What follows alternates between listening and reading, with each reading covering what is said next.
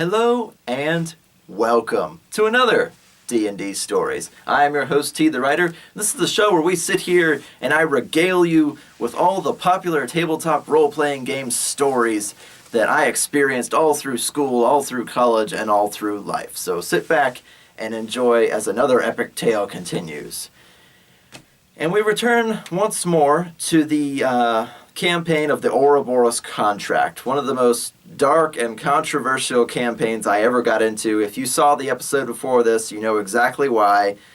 So, needless to say, a month went by in real life between game sessions, between the first one and the second one, in which we lost Amanda, our sorceress, as a player, because rightfully so, she went off like a powder keg after her character went to hell and was mercilessly tortured and raped and beaten by demons for 5 days in exchange for the obsidian key, the key to the flying terrorist's cage. And when all is said and done, she is thrown again out of hell with the key just kind of jammed between her boobs or something. I don't even remember what Rob said, but the hellmouth closes and the deal is done. And again, we lost Amanda as a player, so our sorceress is now an NPC. And Rob says, we got on Rob for a long time for all the reasons you might expect. And we said, dude, you've got to run this by people first. You've got to tell us that, hey, this is going to be dark. This is going to be, vapid or scary or Game of Thrones-esque where nothing is sacred. And so we can either prepare ourselves or tell you, no, that's not the kind of game we want to play. So Rob actually smartened up and passed out surveys to us, for lack of a better word, surveys saying, check or X things that you want to see or don't want to see, and I'll make adjustments accordingly. So I think both sides caught each other off guard with what we were expecting versus what was given. So, we do get a fourth player. That was part of why it took a month to get back to this campaign. We get a female elven assassin to join our party. If you know anything about assassins, they're all about that assassination shot. I think if they study a target for a minute or 5 minutes or whatever, they can basically just kill someone outright, whether it be with a dagger or a bow and arrow or whatever it happens to be. They're really good at that surprise attack, and regardless of how much health they've got or how big they are or how strong they are, they've got a roll to resist just instantly dying. That's what assassins are good for.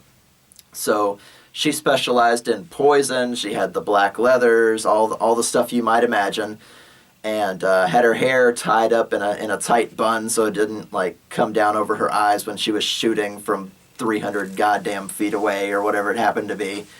She specialized in the long range shots. So if we ever caught Yuan-Ti outside or a monster that was in our path that she could just look at for long enough, she could hit it from a long damn distance away. That would be enough time to get in a couple of more shots before it came close enough. So don't ask me what feats or what exchanges happened. I'm sure somebody in the comments below will extrapolate how somebody can shoot 300 feet with a long bow, but whatever. That was what she brought to the table. And again, of note, 2 guys and 2 girls. That's just not something I've ever had happen, I don't think, at my table, at least not very often. Which is neither here nor there, but Rob was always very careful about balancing the genders, balancing the different attitudes of people around him. He knew a lot of people that played D&D and tabletop games, not just from Gamers Guild, but just from all throughout his walks of life. He knew a ton of people that were into tabletop games. So he pulled somebody he thought would be appropriate, and this new girl shows up at this table, and she's just as experienced as the rest of us. And, Rob, we walk her through exactly what's going on. We tell her about the scenario, the situation, and just kind of induct this girl into the group. As though she were there just standing in the background with the paladins the whole time. We kind of shoehorn her in. But So now our group consists of a fighter, a rogue, a monk, and an assassin. So not a lot of magic. We carried extra potions to stay alive, that kind of stuff. Though I guess you could argue that monks have magic because they can slow fall and push the limits of human physiology. But that's neither here nor there. We're in 3rd edition or 3.5, so a lot of weird stuff happens to even the non-magical classes. So this assassin steps out of shadow to join us just as our sorceress Amanda is getting flung out of hell and to the ground. And again, she's burnt, she's cut up, she's missing most of her hair, she's been mercilessly raped and tortured, all for the sake of getting this obsidian key back. And, fair enough dwarves and fair enough paladins, like, how much did this woman suffer in the past 5 minutes? She can't even come to words with us. That she kind of just curls up in the fetal position to shake and tremble while she's being carried out on a stretcher to go see, like, the nearest healer. And if you remember, holy magic is gone, so it's going to be a long and arduous journey for her to get back to 100%. So they have to shave her head the rest of the way so they can get to her scalp. They have to treat her for burns. They have to treat her for all the abuses that she took. I mean, you can't die in hell, at least in this setting. That's why, if you threw a fireball in a demon's face, not only does it not take fire damage, but you can't kill it, because if you kill a demon that's already in hell, well, where does it go? It goes straight back to hell, so it just gets up again. And I guess if a mortal goes to hell and then gets cut up and stuff, I guess it's more like spiritual damage than anything. But as soon as she came back to the physical realm, she suffered all that damage physically, so you'd be surprised what you can live through. So they carry this poor woman away. She's steaming from the heat and hellfire and is just damaged in every conceivable way. But she's got the obsidian key, which we take as they're taking her away to the nearest, like, powerful healer that they can find as far as, like, alchemical reagents and poultices and salves. It's going to be a while before she's up and moving again. So she went through hell for us, and she came back damaged. And we have this obsidian key. And we go, okay,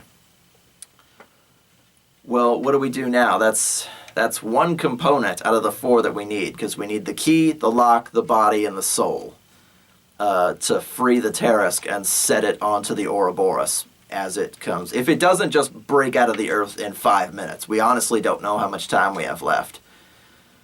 But the DM goes, well, you've got the key. The best thing you can do now is go and find the lock. And we go, how are we supposed to get to the lock? You said that the lock to this cage is sitting in limbo or purgatory or whatever you want to call it. How are we going to get there? That's, again, another plane of existence. And I don't think we have, like, an unholy right to go to a perfectly neutral plane of existence.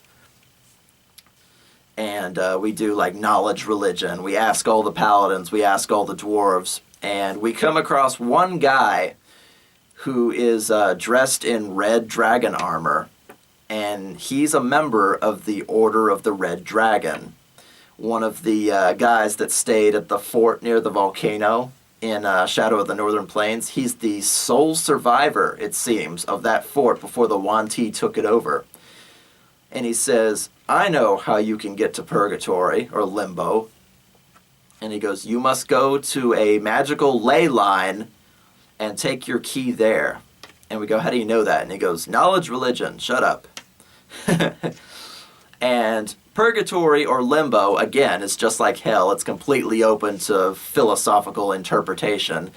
Some people, if you ask, like, the Catholics or the Baptists, they say, well, purgatory and limbo is just for unbaptized babies. Or, if you ask Dante, limbo is full of philosophers and playwrights and, people that were good in life but weren't close to God. They're not bad enough to go to hell, but they're not worthy of going to heaven. So it's not a great place, but it's not fire and brimstone. It's just kind of a meh sort of dimension where according to some religions, your family can pay a tithe to the church so that you can go to heaven, or you can serve out X number of time there before you can get into like the lowest level of heaven.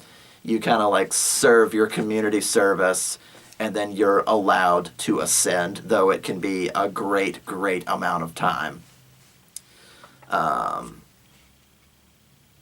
And that's kind of the general consensus of what limbo is. Other people think limbo is just like a gray, ashy place that's not really anything, and you just kind of wander without purpose or meaning. But a lot of poetry and different interpretations say limbo is for people not good enough for heaven, but not bad enough for hell. So you'd be in good company if you died and went to purgatory.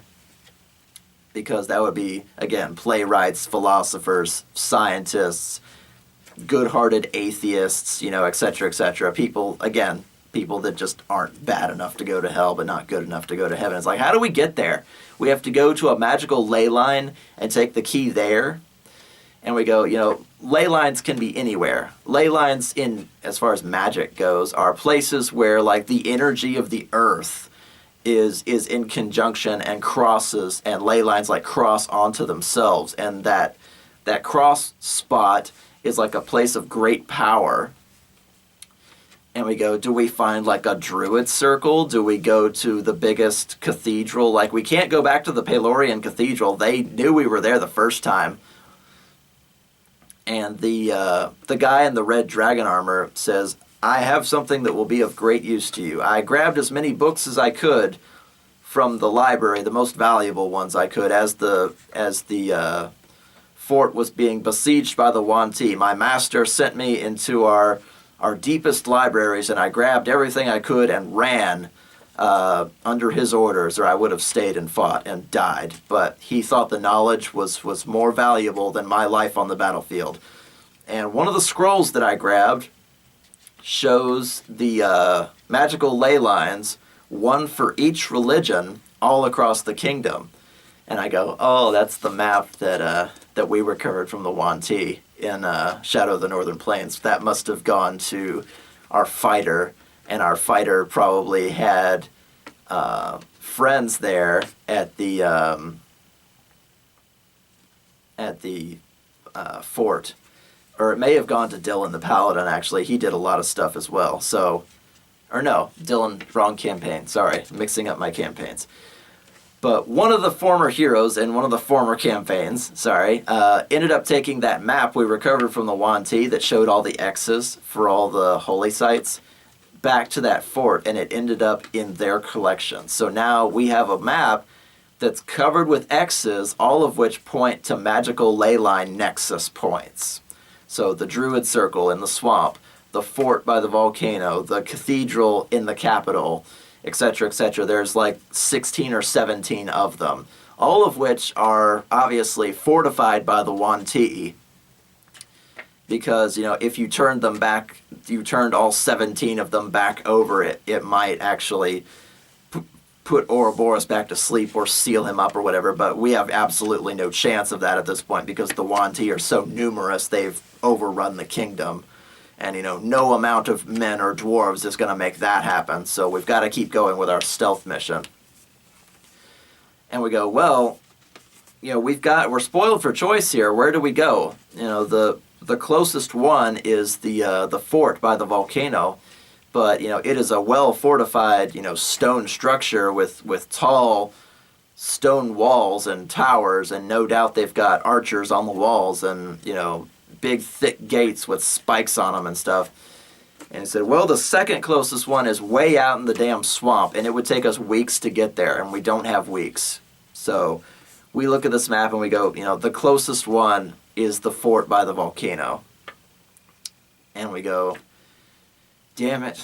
Because there's going to be a couple of hundred Yuan-Ti there, just like living it up, because they took over this great, like, basically castle. It's meant to house a lot of people for defensive purposes, either from the dwarves during a simpler time or from the dragon that used to live in the volcano. So it's a military establishment and it was built as such, and now they're occupying it and we're going to have to break in. It's not going to be easy. And we turn the map over, and on the back is all of this this Order of the Red Dragon guy's notes, and he basically says we have to go in and then go down to like the deepest like wine cellar or root cellar deep below the fort itself. There's like an empty stone room, and then in a center there's a keyhole, or at least some semblance thereof. So we have to get in without being detected, hopefully, and then get all the way through the castle, all the way down into the deepest depths, use the obsidian key, and go into purgatory to find the lock that goes with the cage. So the use for the obsidian key is twofold. So one, to get into purgatory, and then once more to unlock the lock when we get there, if we can find it. Because purgatory is a plane of existence, not a singular building. So I guess we'll have to worry about that when we get there. So we go, okay, how are we going to make this happen? You know, forts aren't easily, you know, this fort isn't going to be easily besieged. It's like how are we going to get in? Do we scale the wall? Won't they notice us coming? I mean, do we go in with supply caravans? They'll probably inspect those before they go through the gate. You know, there's no tunnels that go in because, you know, that would be a serious weakness for a military establishment if there's a back door somewhere. And our assassin kind of looks over and goes, well, we can just like pick guys off the wall and then scale the wall and then just kind of go from there. And we go, can this Order of the Red Dragon guy, can he draw us like a map or anything as far as like how the buildings are placed? And the DM goes, yeah, sure. And it's like you bring out a big piece of parchment and you give him ink, and he spends a long time showing you how the walls are laid out and where the towers are and how far they can see. You know, he used to be a guard on the wall himself before the Red Dragon was slain, and everybody kind of took a short vacation to like get all the scales off and make everybody, you know, great red dragon armor. He was a part of that process, and then, you know, he was just a simple longbowman on the wall, but when you're standing on the wall, you can see pretty much everything because they would walk circuits on top of the wall, not just between two towers back and forth, but they would go around the entire fortress, so he knew kind of how the buildings were laid out. And so he takes this big piece of parchment, he draws the walls, he draws the towers, he shows us where each building is and what each building is, so we're going to be able to go through and not have to check like all 25 buildings or whatever it was. It was a big fort. Again, it was supposed to hold a lot of people. So out of the 25 or so buildings, we could zero in on one of them and then like basically blitzkrieg our way in if need be, or sneak through if we could. I think our monk had abundant step by then, but I'm not sure.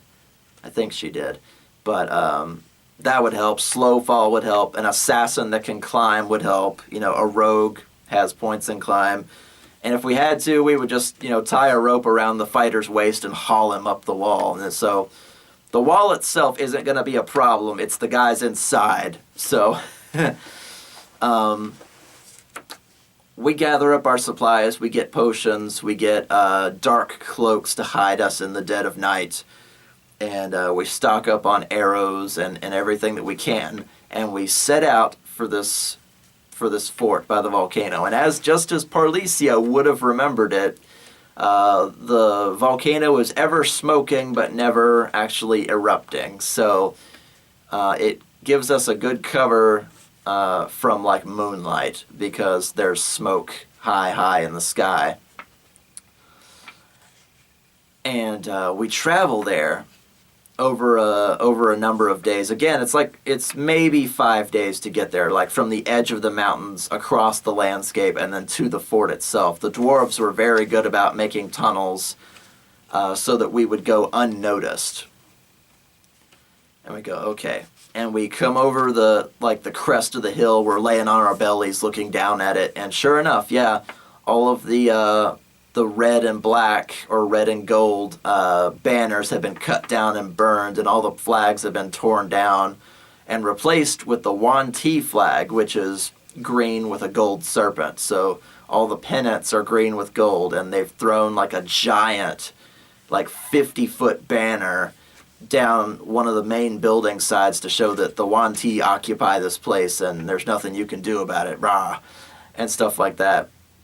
And as we're watching, we see a supply caravan going in, and we're like, okay, they might be slightly distracted while that supply caravan's coming in. And our assassin pulls out like her farsight telescope, and she goes, okay, I'm going to see what they're bringing in case there's anything of interest. And the DM rolls on it to see how far and how well she can see it. And he goes, well, you can see that one cart is stocked with barrels, and, one cart is stocked with food. One is with raw materials like wood and stone and bricks. They're probably fortifying as things are now. You also see one of the carts is stocked with men and women just in shackles. It looks like they've either got slaves or prostitutes or something coming in to keep the troops happy or to serve the food and ale. You also see great big bags of coal and ground wheat and corn and things like that. Lots and lots of meat in crates and things. So a fort this size takes a whole lot of supplies to keep it running and to keep everybody happy and at their posts. So the caravan is like, 13 or 14 wagons with many, many horses each. So it's basically a train going into this place full of supplies. And of course, every driver is a Yuan-Ti or a Yuan-Ti half-blood, just like shooing the horses along. And it doesn't really, it falls on all three of us to realize the irony of this situation, that things have completely turned on their heads. It used to be this was a human establishment and they would look out for monsters and different things like that. And now it's the monsters inside and the humans are trying to break in for whatever nefarious purpose we've got. So from their point of view, now we're the monsters and they're the ones that have got their rightful place in the world. So it puts us into a dubious mindset, and we go, we can't really go with the caravan because it's already halfway in. We've just got to scale the wall. And why it was arriving in the dead of night, I don't know. Maybe that was just how they traveled without stopping. But they were slowly making their way in through the gate. And just as the last wagon passed, we saw all the guys pushing the turntable to make the giant gates close. So we weren't actually going to be able to go over there and push the gates open just by hand. It took like weights and counterweights and chains to get those gates open. You go, yep, I guess the best plan is to just go and scale the wall. So our assassin, we go down the hill and we get like within range. And our assassin waits for like the nearest wall guard to go by, because they're all wandering with longbows, with crossbows. Some of them have torches. Some of them are just peering out into the darkness. They're very attentive now that they've got this grand fort there with them. So our assassin says, well, I'm going to take out one guy. We can scale the wall. By the time the next guy gets there, we should be at the top. We can grab him, kill him, get rid of the two bodies, and sneak in before the third guy gets there. And we go, okay, sounds good. So she lines up the shot. We wait for the next guy, and it's a very long wall, so she's got plenty of time to watch this one guy just kind of meander around, like cradling his crossbow. And we can see plenty of lights behind him. They are keeping the place well lit.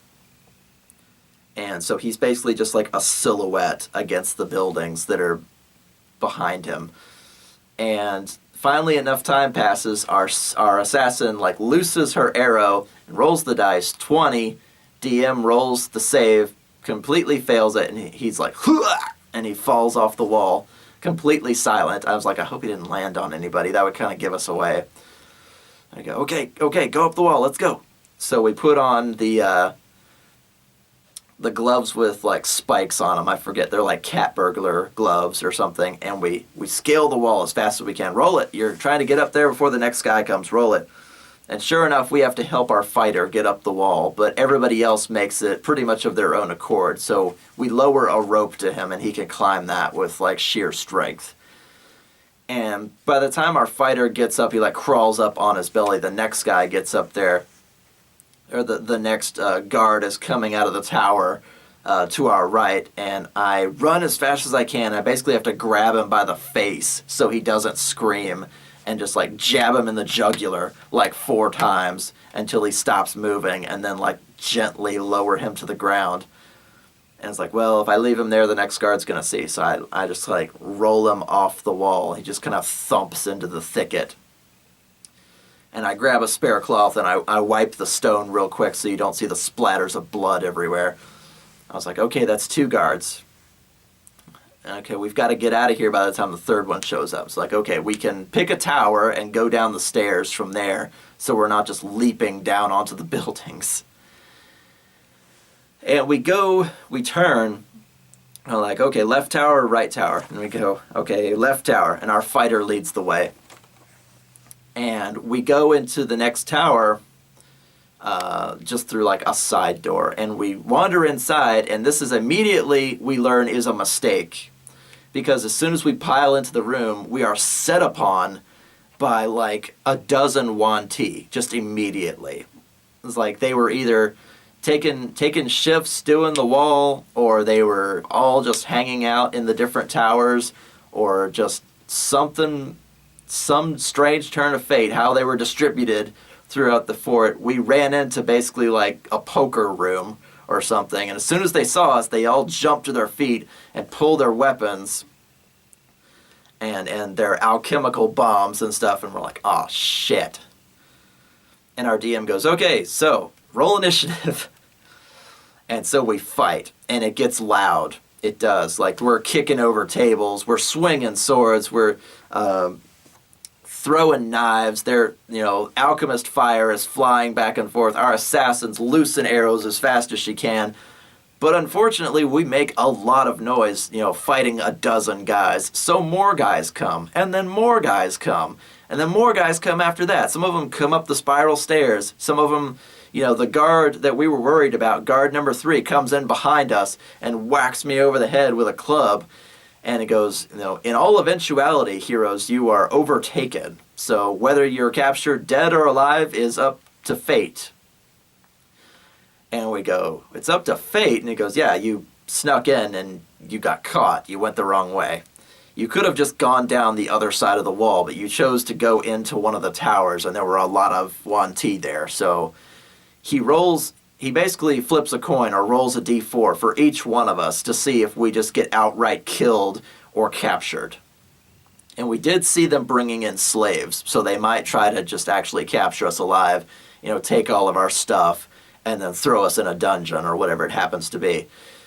Thankfully, through some mathematical impossibility, all 4 of us got taken alive.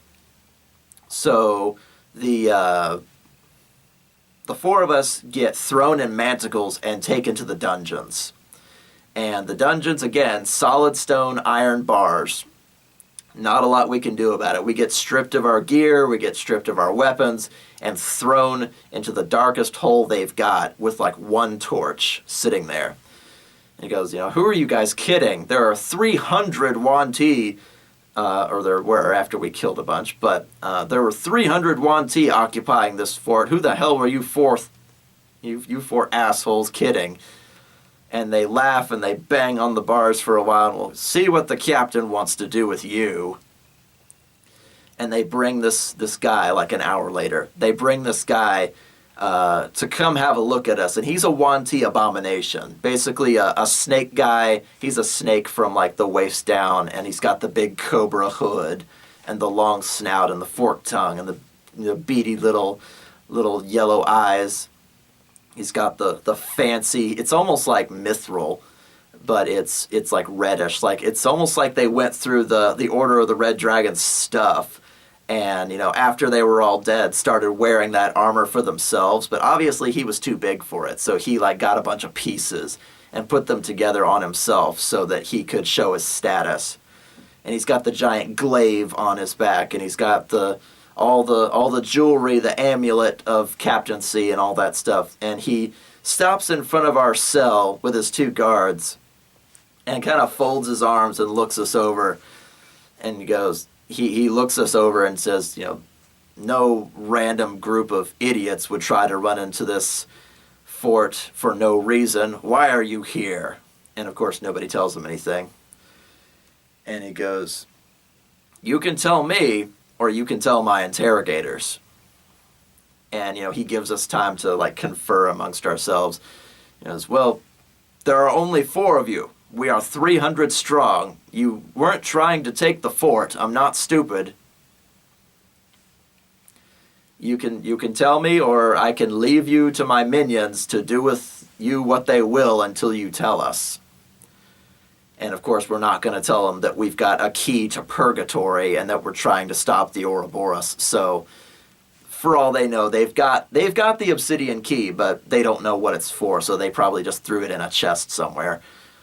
But we don't say anything because we're not going to tell him. He goes, all right, send the 2 men to be interrogated. Send the 2 women out to the tents. And he just leaves. It's like he doesn't have time for our bullshit. He's got a whole fort to run. So our fighter and myself get sent down to the torture chambers, and the women get sent out to the courtyards to be comfort women. And we're like, Rob. And Rob goes, I've got the paperwork this time around. It's fine. And I look over at our monk and our assassin, and they go, yeah, we cleared it. And I'm like, all right. Don't be creepy. So, 2 different scenes play out, and I'll have to tell them one from my perspective and one from the monk's perspective, because, we're not there with each other. So, the fighter and I, the rogue, get pulled down into the torture chambers. I get thrown up on the rack, so I get chained by the wrists and by the ankles, and they're just going to turn the wheel and stretch me until I talk. And the fighter gets strapped to a chair that's covered with nails and shit, and he's just going to stay there until the nails give him freaking tetanus, or until they just start beating him with clubs until he starts talking. Said, okay, this is a torturous scene, and your fortitude saves will only save you for so long, just mathematically speaking. You're going to start losing stats. You're going to start taking debuffs. Your health is going to go down, or you're going to die, one of the 2. So unless you figure a way out of this, your strength and dexterity could go down from bad injuries. Your constitution could take a hit. Again, they could just kill you on accident. This will be torture. It's not just, they hit you for 6 damage, and then you can go take a rest and get your 6 damage back. No. These are going to be permanent stat changes. If he cuts off one of your hands, there goes your dexterity score and your strength score. So take it very seriously. And he explains how this is going to go down. And the interrogator comes in, and again, Yuan-Ti Half-Blood. He's got the poker, and he's got the corkscrew, and the hammer, and the chisel, and different things like that. And he's like, well, I understand that you're human, you're strong-willed, and he's kind of laying out his tools one at a time so we can see all the nasty things he's going to do to us. And he's got his little assistant there with a blood bucket and a sponge just in case we gush on something. And he goes, if we get to this one, well, I'll call you friend and I'll let you rest for the evening. And if we get to this tool, I'll believe anything you tell me. And if we get to this tool, and he's happy with his job. It's really freaking creepy that he's got this whole thing lined out for all the stuff he's going to do to us for information. And he goes, I hear your friends were sent out to the tents. I'm sure a few days of being tossed around by the soldiers will change their minds about telling the captain what he wants to know. But you guys are in my hands right now. So let's get started, shall we? And he picks up a meat cleaver, and the DM rolls the dice, the D4, to see who he's going to start on. I was like, what is he going to do with a meat cleaver? You can't torture somebody with a meat cleaver. You can only cut off body parts. And the interrogator goes, yes, but, I'm going to cut off one of your hands. The first hand isn't negotiable. That's just to show you that I'm serious. Wha-bam! And he cuts off my rogue's right hand. Ah! Spurt blood everywhere. Blood all over the place. All down his front. All over my lap. All over the floor. Hand goes flying. I am now, -1 hand. So my strength score goes down by 3. My dexterity goes down by 3. I have to make a fortitude save and a constitution, and my maximum health goes down just straight away. Freaking cuts my hand off. And I was like, how am I not going to bleed to death? You sliced me at the wrist, DM, basically. My rogue in character is busy screaming, but... like, what is he going to do? Is he going to cauterize it, or how does that work? It's not going to keep me from, dying within the next 5 minutes. That's not a great way to torture somebody. And he goes, well, he's got several brands and some sewing needles and stuff like that. He's going to cauterize you and then sew it up and then, put, a nub cap on there and just leave you in unbelievable pain. And I go, oh God. And it's I basically vomit all over myself because I freaking got my hand cut off. It's I'm going to, if I get out of this, I'm still going to be just catastrophically hurt. I'm going to have to get surgery and a hook hand or something. It's it's going to be really hard to pick locks after this. You just fucking took my hand off. Fucking Robert. Anyway. And he starts asking us questions. Just after having done that. He was going to do it to the fighter, but he figured he could take it slow and go one guy at a time before he starts pulling toenails and shoving needles up our noses and weird things like that. He's got a whole menu of things that he's going to do. And our fighter is making strength checks on the chair because this fort is quite old, so maybe he could, do a nice Arnold Schwarzenegger Total Recall curl from when they had him strapped down, and maybe his muscles would do it, and he could break out of this chair of nails. And so he rolls it and he fails it. So that's his turn. That's the interrogator's turn. My turn is to sit there and bleed. So we go over to our monk and our assassin, who are led in shackles by spear point out into the courtyard. Look what we found on one of the tower walls, or on one of the wall towers. And a bunch of Yuan-Ti kind of turn and look. And we get a good view of what's going on in the courtyard. Off to one side, there's a blacksmith and an anvil banging away at new swords and sharpening things and putting spears together. There's a bunch of Yuan-Ti to one side just gambling and hanging out. They're eating. They've got stew going. Busy place. There's younger Yuan-Ti running back and forth, running messages. There's a row of tents for prostitutes and comfort women. There's piles and piles of supplies everywhere. It's a mess. It's a huge mess. And you can still see the dried blood stains from where they took the place over, and they're trying to clean up the mess to this day, basically, because the place is coming apart with how they're treating it.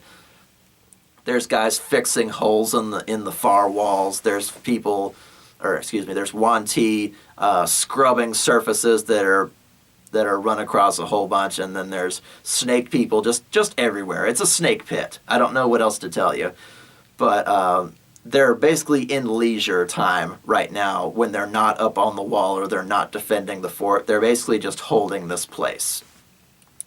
Because there's no dragon, and there's no, like I said, no army of men or elves or dwarves that's going to take this place from them, so they're just occupying it, almost like a town. Except it's completely militarized, so... Again, food, women, weapons. That's kind of what's going on down in this courtyard. And they march the monk and the assassin over into the tents. And, inside, of course, there's plenty of pillows and chains to hold them onto the table if they want to come in and just rape these two women. And I go, Rob, what are you doing? We went over this. And he goes, I got I got the okay from both of them. This is a thing that can happen. And I was like, oh, God, here we go. And the monk our monk kind of passes me a note when Robert's not looking. And I flip it open, just like with my thumb. It's really small. And it says, don't worry, I've got this. And I look over at our monk and I'm like, what are you doing? They're going to chain you in this tent and you're just going to be a sex toy for these Yuan-Ti. And they look around, and sure enough, there are Yuan-Ti prostitutes, and there are human prostitutes, and then there are the comfort women. And the comfort women are basically just like sex slaves that are like bottom of the bin, bottom of the chain, the ones that get abused or tossed around or beaten up or choked. And they get thrown into like this big tent, the two of them. And he goes, it doesn't take long for at least one or two Yuan-Ti to wander in and to try and get a taste of the fresh meat. So they leave their scimitars outside and start like undoing their pants and pushing their loincloths to one side. And as you get like tossed up onto these tables on your back, they basically just like take your shirts in their claws and tear them apart. So you're pretty much naked at this point from the waist up. And our monk goes, I flail and squeal like some helpless woman. And I go, what are you doing? And the assassin goes, I do the same. Like, we act like helpless peasants or whatever. And the DM's like, okay. Because monks don't need weapons, so I'm waiting for her to do something. Punch a guy in the head so his head explodes. Do something. And they go, we wait, and I kick over the firefly lantern so that the tent goes even darker than before. And I go, okay, the DM goes, okay, they bear down on you and, shove your legs up till you're like bent in half over these tables and they're going to rape you. And our monk goes, well, as they're getting ready, as he's bearing down on me, I'm going to put my Yuan-Ti's head between my ankles and snap his fucking neck. And she rolls it. I don't even remember how she did it, if it was like a grapple or just a regular like monk attack. Rolls a 20. And he goes, you can't really coup de grace somebody in one take, so roll it again for me. 20. All right, exploding dice. Go again. 20. You are a mathematical impossibility. Roll it one more time. 20. So there was some poetic justice at work to where this monk rolled 4 20s in a row, and we checked the dice to make sure it wasn't like set or something or weighted. No, it wasn't. And somebody in the comments below, do the math for me. What are the chances of rolling 4 20s in a row? It just doesn't happen. So, once our monk has been stripped out of her gi and she's about to get some some Yuan-Ti dick shoved into her, she grabs this guy with her ankles and just like, just bam, just like that. And he falls over dead. And the other guy who's getting ready to like molest our assassin turns and is like, oh my God, did you really just... And our assassin grabs him and tries to do the same thing and grabs him by the face and like pulls him forward and then just like grabs him in like a sleeper hold. It's like, I'm just going to hold him, like grapple. And, he's a snake person, so it's harder to grapple. And they both grab him and like wrestle him to the floor. And they've got like their hands over his muzzle so he can't scream. And our monk goes, I shriek and shout as though I'm being raped while we wrestle with this guy, so nobody comes in. And after a while, he goes limp from suffocation, and she reaches while he's unconscious and snaps his neck too. So they got rid of both of them. And our DM's like, damn. And I'm sitting there with, one hand gone, down in the deepest dungeons, and they're just killing people at this point. I said, what are you going to do with the bodies? I mean, your tent is pressed up against one of the outer walls. So it's like, how do you actually do that? And the monk goes, I peek out and I grab the scimitar when nobody's looking, and I'm going to slice open the back of the tent and shove the bodies out there, just like back where nobody's looking, because all the tents are, again, up against the wall, so nobody actually walks back there. There's just like a couple of supply barrels and some wood scrap that's back there. We just like shove the bodies out there so nobody will find them. And, being that the scimitar is gone outside, the proverbial tie has been taken off the doorknob, so, it's not long before, one or two more Yuan-Ti come in, and, the process basically repeats itself. The monk is just like snapping necks every time a couple of guys come in, and the assassin puts them in a sleeper hold, pulls them down. They put one under like a blanket. They shove another one out the back of the tent. They take no prisoners here. And the DM goes, well, let me see if anybody notices, because an awful lot of people are going into your tent and not a lot of people are coming out. So we'll go back over to the fighter and the rogue. And at this point, our fighter is like straining against the wooden chair, and the nails are digging into him at all angles. He's going to have like just rows and rows of punctures up and down his arms. He might actually like snap a ligament, or not a ligament. He might actually puncture a ligament or something, trying to get out of this torturous thing. I was like, roll me a strength check just to see if you can. It could be older equipment. I'll give you that chance. Throws it. 19 plus strength. And I go, yeah. He goes, yeah, 19's enough. You bust both arms of those chairs, and you turn and you just whack the interrogator in the back with all those nails and struts that are sticking out. And he just kind of goes, forward onto the rogue and like face plants into Tony's face and lap. And I hold his head with my knees. I can't see what the monk is doing, but I'm holding this guy's neck between my knees while the fighter is slowly breaking out of this chair, like one roll after another. 18, 17, 19. Like, the rolls are being very kind to us today.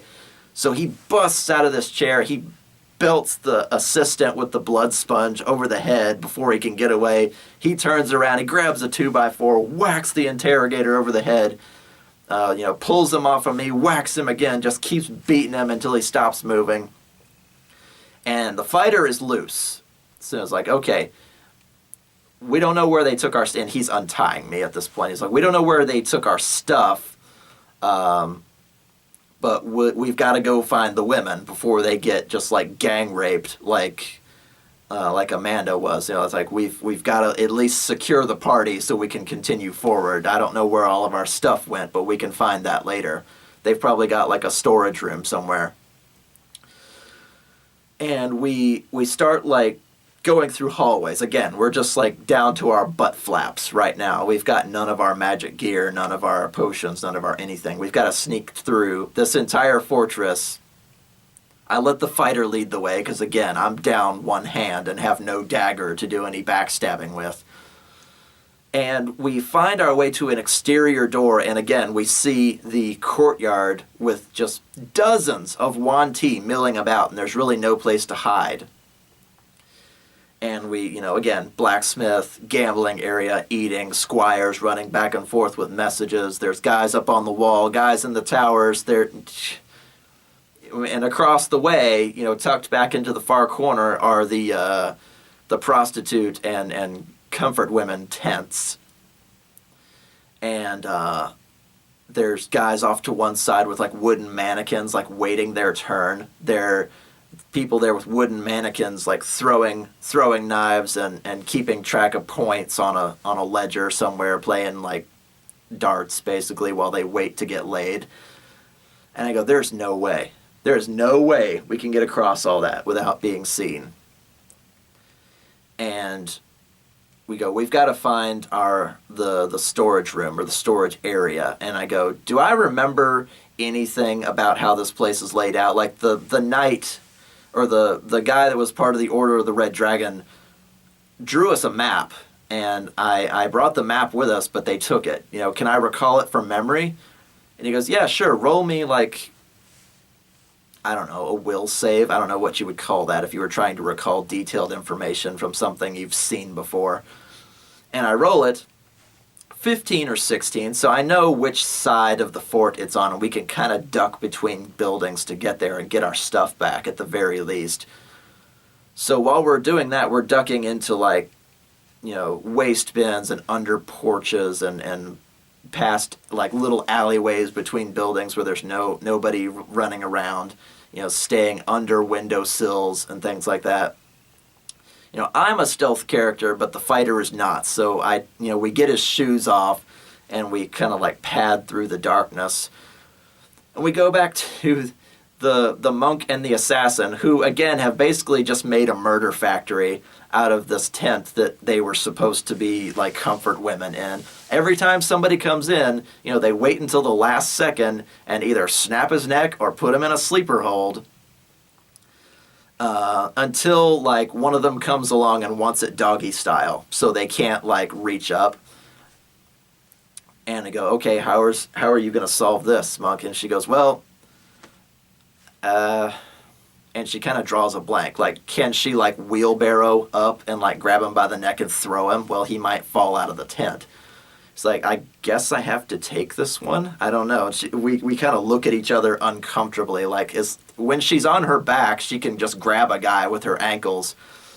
But, like, when she's bent over the table, it's harder to aim. So how does that work? It's like, well, there's only one guy there right now, so one of you or the other could grab him or something. You're chained to the table, and the table is bolted to the ground.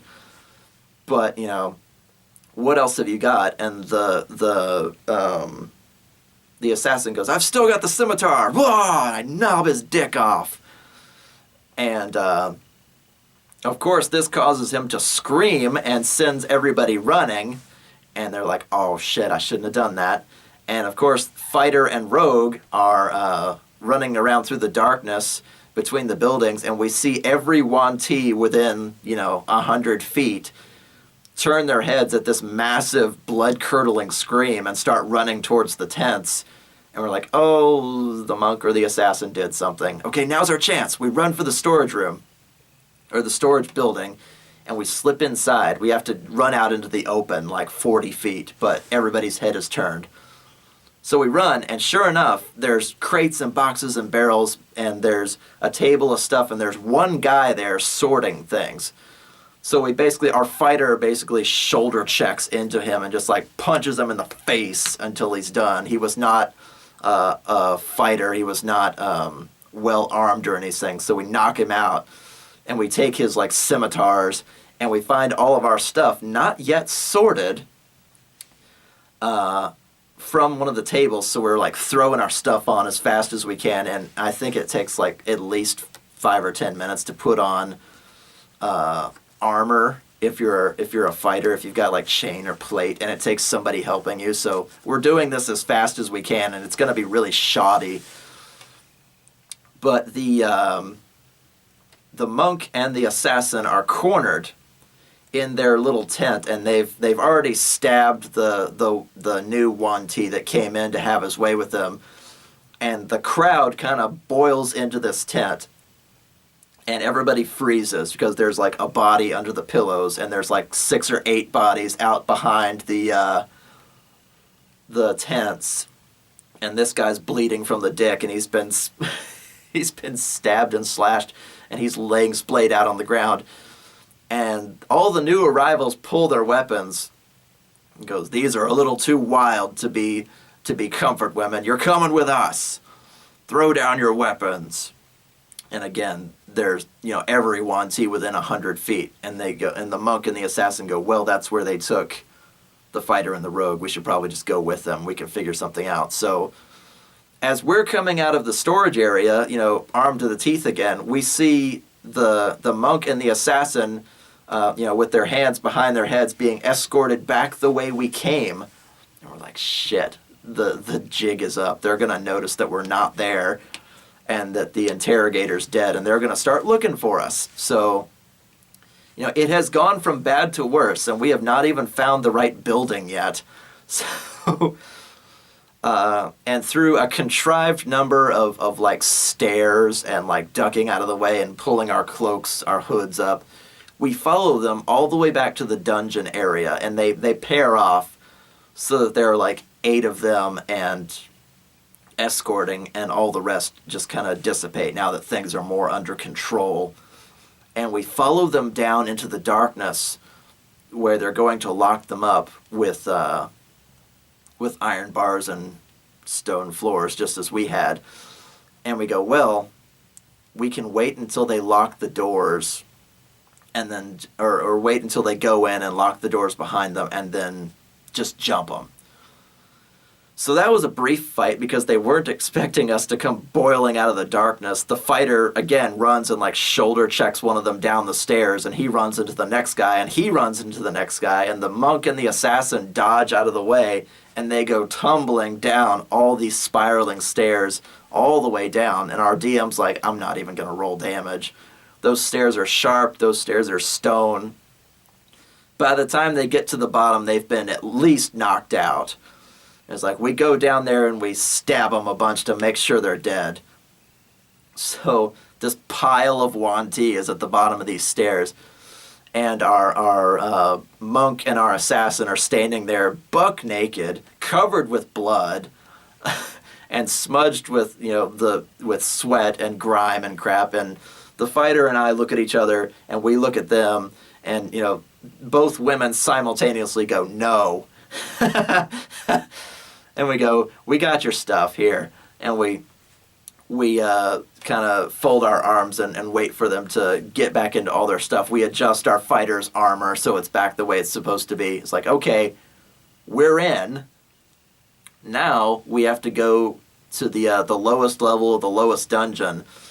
And we've got this slip of paper in our stuff that shows us, once you're in the correct building, this is where you go. And we go all the way down, thankfully unimpeded, and we find like a lower like sub-level of a root cellar or something like that, where they were aging wine and keeping dry food, and it didn't even look like the Yuan-Ti had even actually been there yet.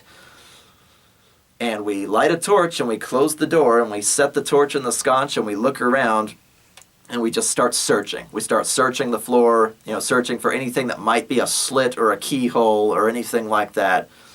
And in the dead center of the room, sure enough, we find a keyhole.